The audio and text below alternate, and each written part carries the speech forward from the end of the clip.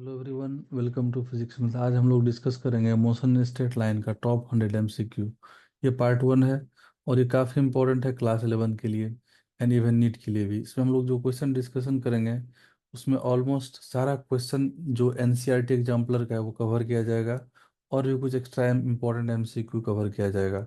तो अगर आप इस 100 एमसीक्यू को अच्छे से समझ के कर लेते हैं तो बेसिक पूरा क्लियर हो जाएगा नीट एंड क्लास 11 दोनों के लिए। इवन बहुत ये जेई के लिए भी हेल्पफुल होगा। कुछ कुछ क्वेश्चन कभी कभी आप लोग को जेई का भी इसमें दिखेगा। चलिए हम लोग स्टार्ट करते हैं। हम लोग आज का पहला क्वेश्चन। तो क्वेश्चन है, देखिए क्वेश्चन जो आपका सामने स्क्रीन पर है एनसीईआरटी एग्जाम्पलर से लिया गया है। देखिए यहाँ पर लिखा हुआ है और ये बहुत ही इम्पोर्टेंट क्वेश्चन है। इसका जो आपका रिजल्ट है वो स्टैंडर्ड रिजल्ट की तरह याद रखना है। और जेई मेंस में ये क्वेश्चन 2-3 बार रिपीट हुआ है लास्ट 4-5 ईयर में। और ये देखिए बेसिक एनसीईआरटी एग्जाम्पलर से है। इवन नीट में भी बहुत 2-3 बार आया है क्वेश्चन और इम्पोर्टेंट है आपका क्लास 11 बेसिक के लिए भी। चलिए क्या है, हम लोग देखते हैं क्वेश्चन। क्वेश्चन बोल रहा है a vehicle travel half distance L with speed v1 and other half with speed v2, then its average speed is. इसका एवरेज स्पीड क्या हो जाएगा? एवरेज स्पीड का फॉर्मूला क्या होता है? एवरेज स्पीड हो जाता है टोटल डिस्टेंस, या डिस्टेंस हम लोग बोल सकते हैं, डिवाइडेड बाय टाइम। तो टोटल डिस्टेंस इसका एल दिया हुआ है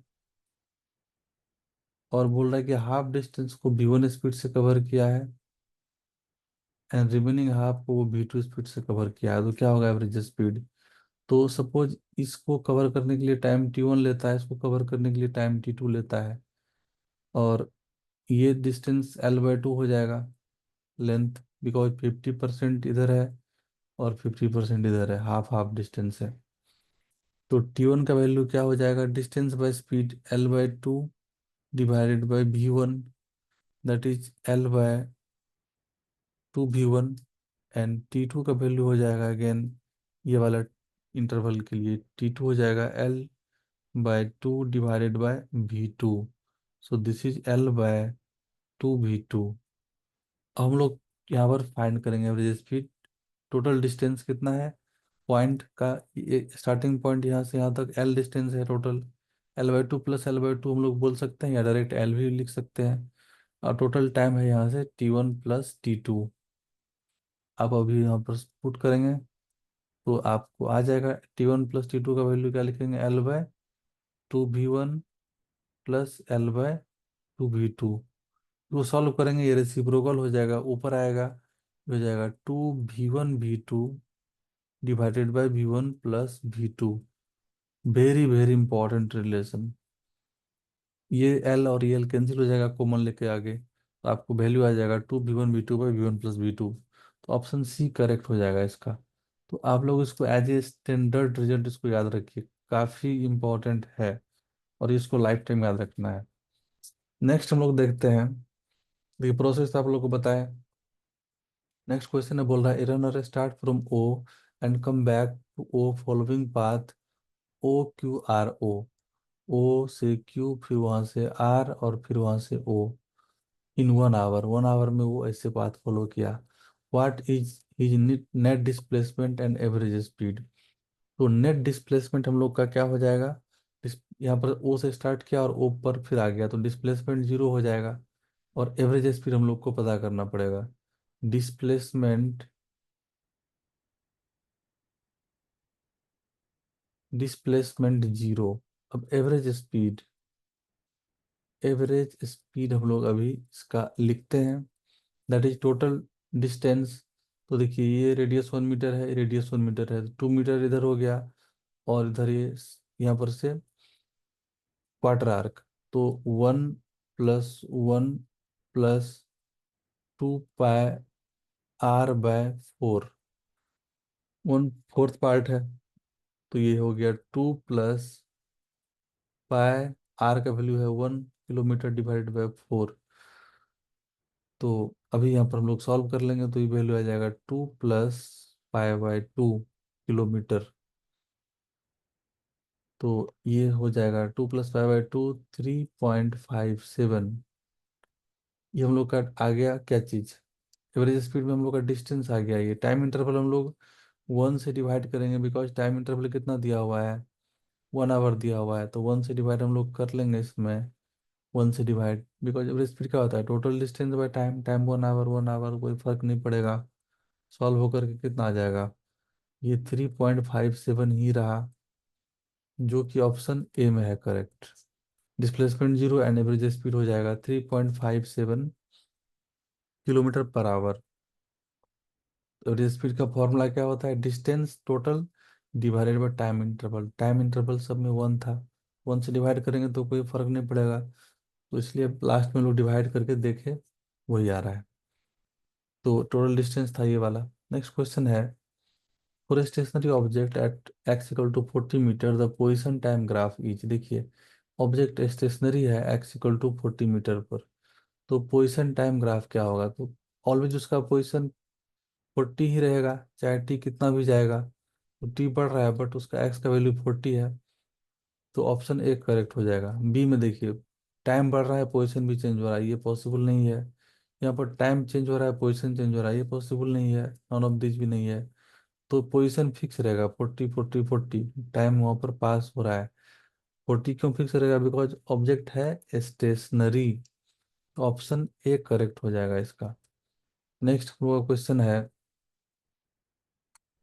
बोला the displacement time graph of two moving particle makes angle 30 degree and 45 degree with X axis, the ratio of their velocities is. ये क्वेश्चन काफी इंपॉर्टेंट है और पॉपुलर क्वेश्चन है, नीट जेईई मेंस में भी आ चुका है और आपका 11th क्लास में बहुत इंपॉर्टेंट है ये। तो 30 डिग्री एंगल पर है, एक यहाँ पर पोजिशन टाइम ग्राफ देखिए, और एक 45 पर है।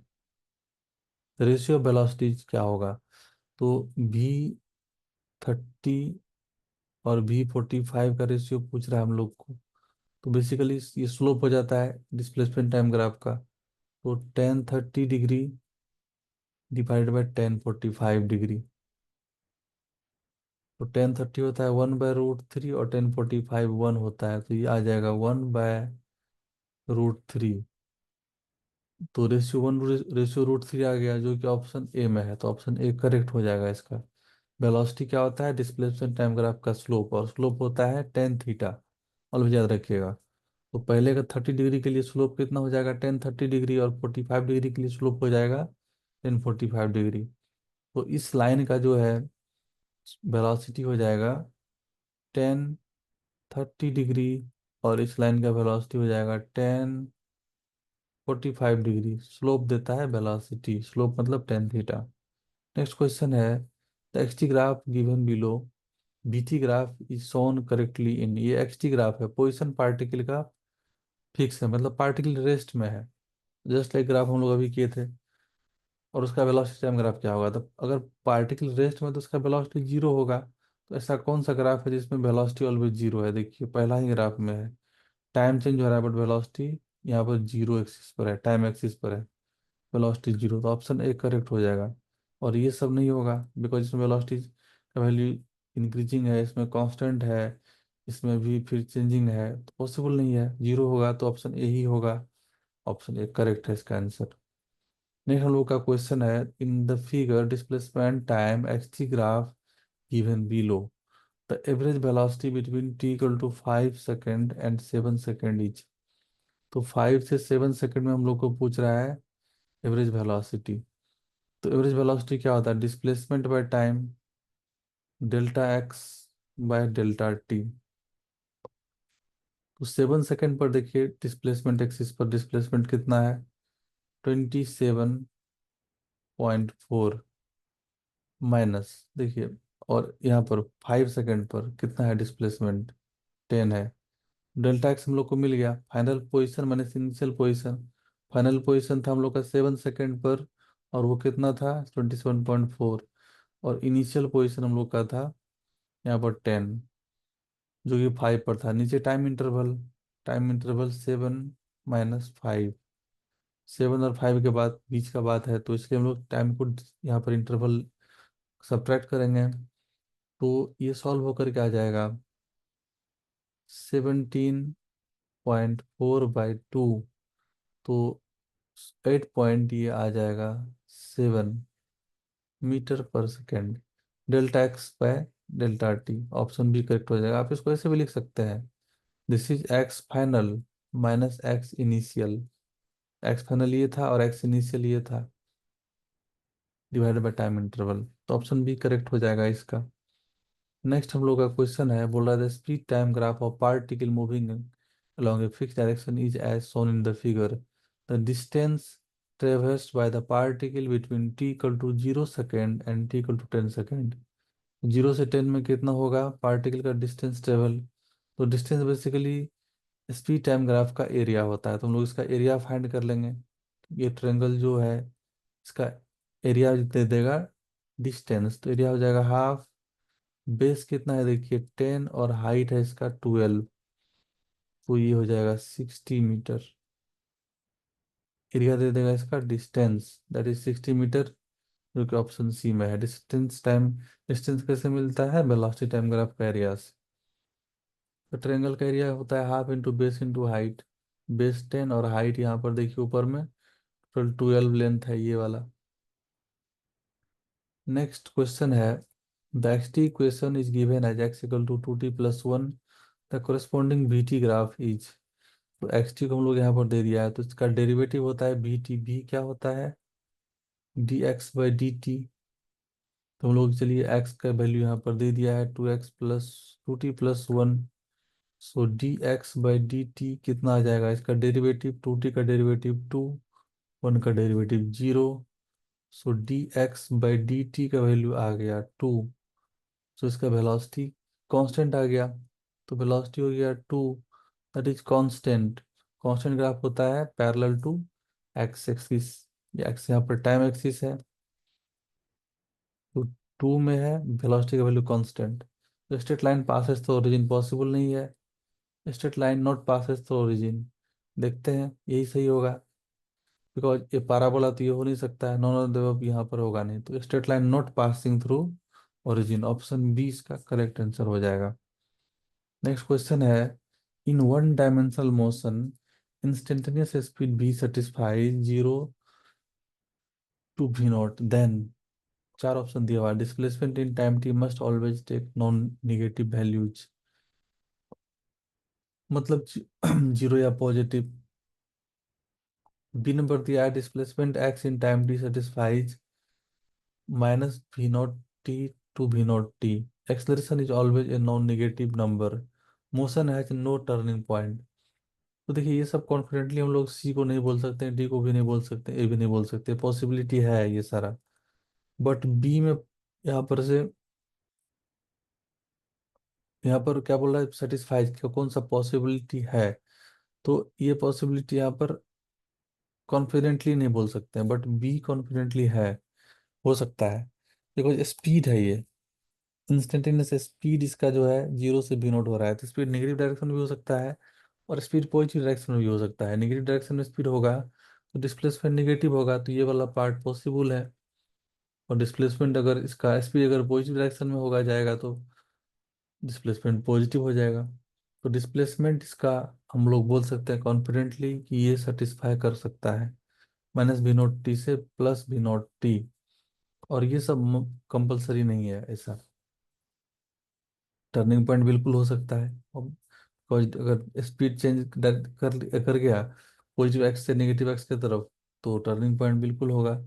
एक्सलेरेशन ऑलवेज पॉजिटिव होगा ऐसा तो हो नहीं सकता, वेलोसिटी ऑलवेज पॉजिटिव डायरेक्शन में होगा ऐसा तो नहीं है, स्पीड के बारे में बोल रहा है ये, इसलिए ऑप्शन बी ही सही है। नेक्स्ट हम लोग का है, बोल रहा है question, the displacement X of an object is given as a function of time as X equal to दे दिया है 2t+3t², एक्स का वैल्यू दे दिया है 2t+3t², the instantaneous velocity of the object at t equal to 2 second is. तो पहले हम लोग इसको डेरिवेटिव लेंगे dx/dt, बिकॉज वेलोसिटी क्या होता है एक्स डिस्प्लेसमेंट का डेरिवेटिव, ये 2+2 × 3 अब टाइम कितना पुट करना है 2 सेकेंड, सो वेलोसिटी का वैल्यू आ जाएगा 2+6 × 2, सो 12+2 ये आ जाएगा 14 metre per second, option B correct है। नेक्स्ट क्वेश्चन है the displacement of particle starting from rest means at equal to zero is given by s equal to 6t square minus tq.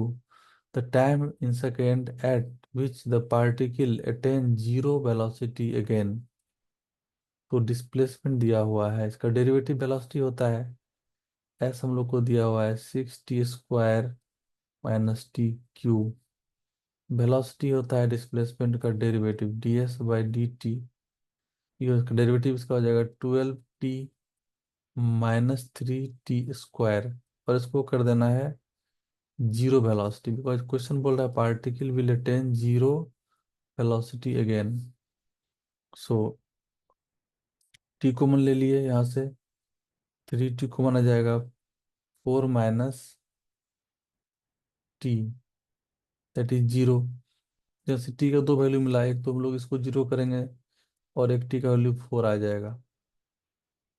तो एक बार initially rest में था T equal to zero पर, वो question में बोल भी रहा है अगेन कब आएगा, रेस्ट में आया वो जब वेलोसिटी जीरो की दूसरा टाइम का वैल्यू 4 मिला, अगेन वो आ जाएगा जीरो वेलोसिटी अटेन करेगा टी इक्वल टू 4 सेकेंड पर। तो ऑप्शन बी करेक्ट हो जाएगा। तो ये पार्ट वन था।